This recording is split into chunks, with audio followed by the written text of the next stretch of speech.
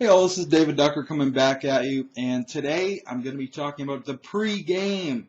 The pre-game setup, all of the stuff that you do, all the organization that takes place before your first session even begins in a campaign. This was kind of resultant of my discussions with Runeslinger, Casting Shadows. Check out his channel, he's got some strong videos. He's very professional in his videos. He's got a nice collared shirt on, a la the Gentleman Gamer. He speaks with precision and finesse, and I got a mouthful of marbles over here. So I do things a little bit differently. I welcome you into my home, sit down on my couch, and I just kind of ramble. So we have very different styles. I'm sure his game is of high quality, though. But we had some discussion regarding backstories. I'm sure I'm going to record a backstory video, but I thought I'd go through the pre-game first because they kind of tie into each other. So very first thing you do when you're getting a campaign started is, for me, now this is, a lot of this video is just for me, what I do, what works for me. You know, a lot of the time I could say, well, this is how you do it. There's no other way. This is the best way. This video, we're talking about what works for me, and I'm gonna love to hear what works for you as well. So there's no wrong answer to this question, although many other questions, you know there's a wrong answer.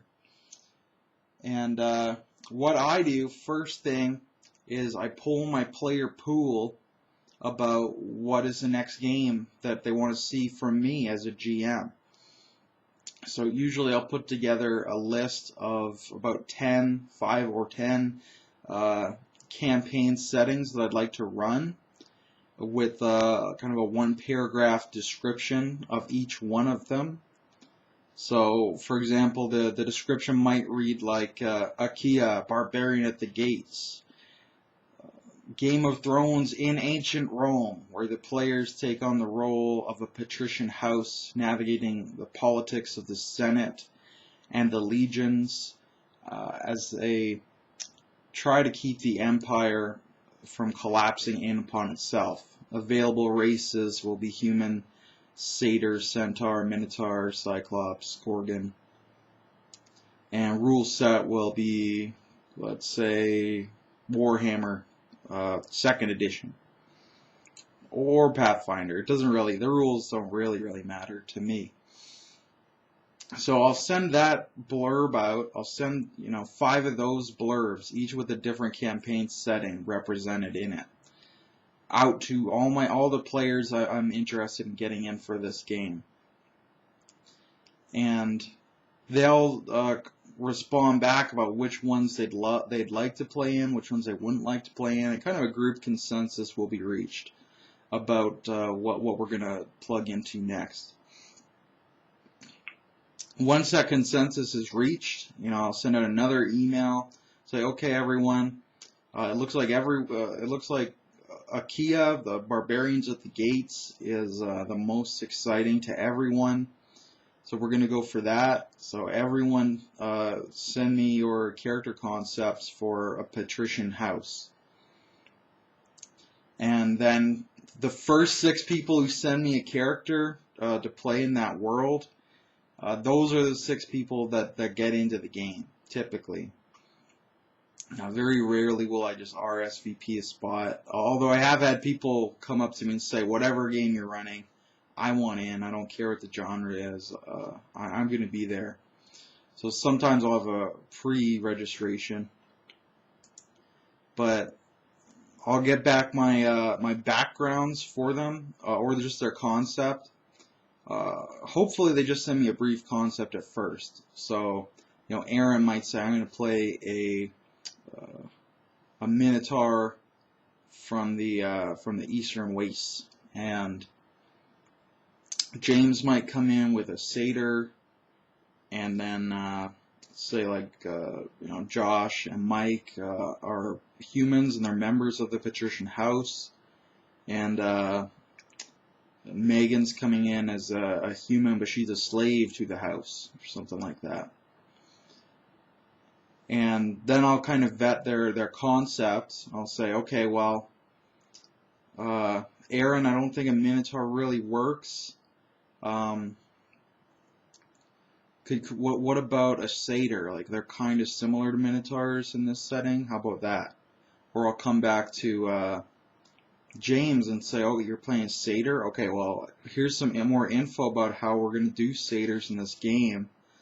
And here's some, some ideas about what the Satyr could be doing. He could be a slave, or he could be a freed slave, and he's a trusted member of the house's retinue. So we'll kind of go back and forth a couple times with what's going to fit. Like, for example, if Aaron's coming in as a Minotaur and James is coming in as a Satyr, let's just say that Satyrs and Minotaurs hate each other. So I have to discuss this with them in private. So, Aaron, how does your character feel about Satyrs? James, how does your character feel about Minotaurs? And then I'll kind of make sure before the game even starts that they're not going to have a problem by vetting their character concepts. So once you've got the concept in place, so we've got, 2 Satyrs, and one of them wants to be an illusionist, and one wants to be a fighter, and then we've got a slave girl, and then 2 members of the patrician house, and everything looks like it's going to fit. And I give everybody the green light, write me your full backstory, and make up your character sheet.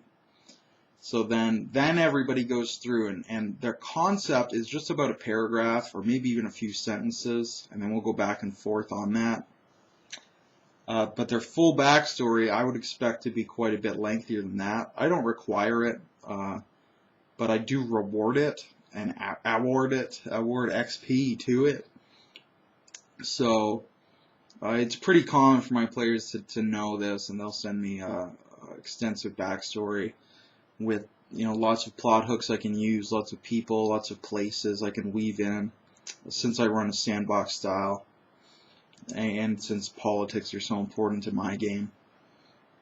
So they'll come back to me with their full backstory, and at that point we're pretty much good to go. That's pretty much how my pregame works. So send out possible campaign concepts, receive back player concepts, vet them, and then once they're all vetted, I give them the go-ahead to write their full backstory and send that in. And I do, obviously, since I'm doing all this in email, it should be secret from everyone else. So Aaron doesn't know James is also playing a Satyr, and Josh doesn't know that Megan's playing a slave girl. They're completely or largely unconnected.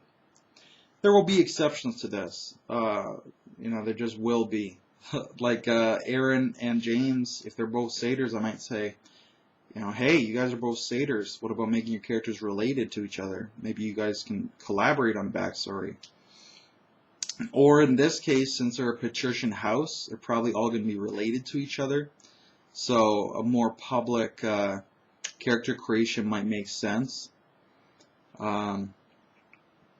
Most of the time, though, keep it pretty secret, pretty separate from each other. Just because I love the mystery, and I love all of that coming out in role-playing at the table. And then we just move through, and we hit up our first session. Try to hit up fast and hard with, usually I try to lead off with a combat scene, and then kind of work our way into it. Kind of make the first story arc more action-oriented, really hook their attention, and slowly introduce new characters to it. We don't want information overload in the players. And we slowly explore everything, the starting areas culture, starting areas NPCs, and then we expand and we move outward from there and we add depth. So that's pretty much the video I wanted to make. I figure I'd love to hear how you guys do things.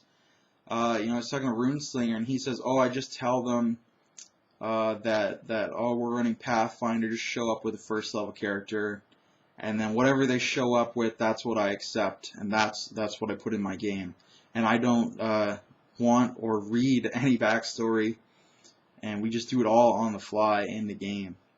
And for my style, that's very much the opposite. I'd have a hard time stretching that out over 300 hours of play, because I like to lay the foundation so you can build up on it, and you can build up and up and up.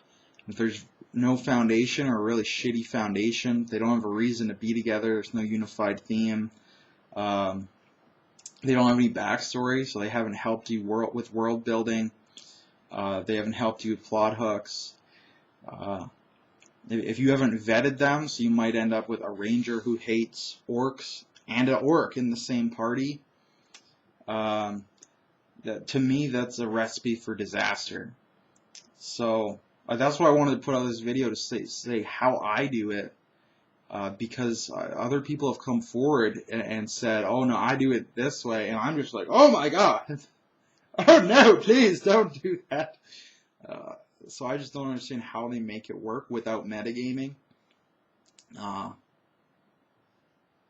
And I just wanted to make sure that people know there's a better way. At least, like I said, this one's largely opinion based. I find it's a better way. I feel it's a better way. But the end result was the game good to play? And did you have that great role-playing scene? Did you have that intricate web of politics? Did you have that plot that kept them on their toes and they never knew what was coming next? If you can do that all on the fly, and all your players are of such a high caliber that they can as well, more power to you.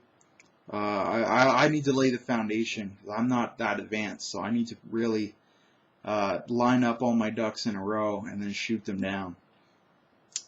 So I'm going to leave off there, since I've been rambling again. RuneSlinger will be embarrassed at me. He's always so professional and contrite and condensed in his videos. But that's what you get when you tune in from me. So I'm going to be signing off now. Everybody have a good day on YouTube.